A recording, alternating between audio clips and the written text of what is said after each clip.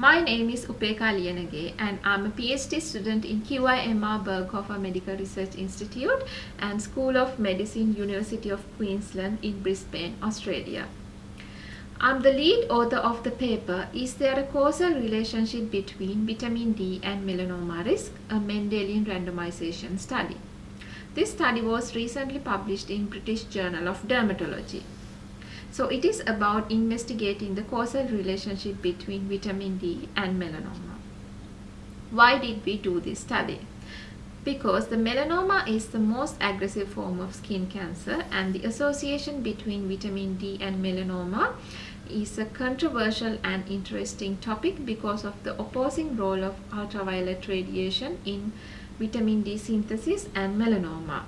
There are numerous observational epidemiological research which evaluated how modifiable risk factors can be used to reduce the risk of melanoma.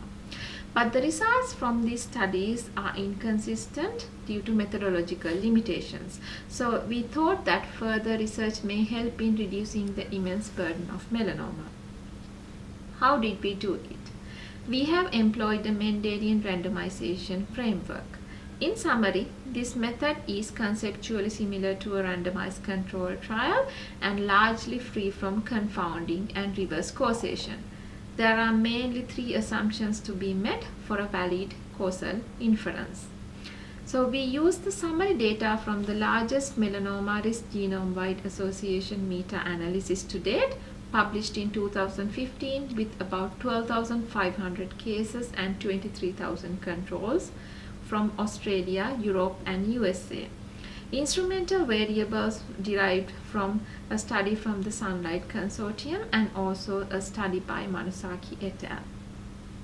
All of our genetic instruments are in or near genes in the vitamin D metabolic pathway, and also they explained about 3.6% variance of the trait.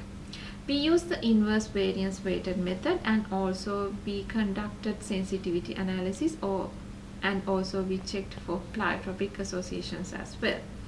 What were our main findings?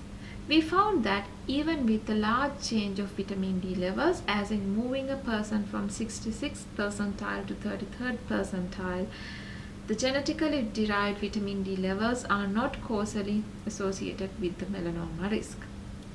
Why is this study relevant to dermatologists and their patients?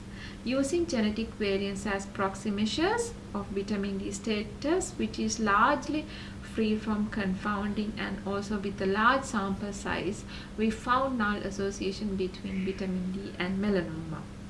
So our work does not provide support for the use of vitamin D supplementation as a means to reduce the melanoma risk.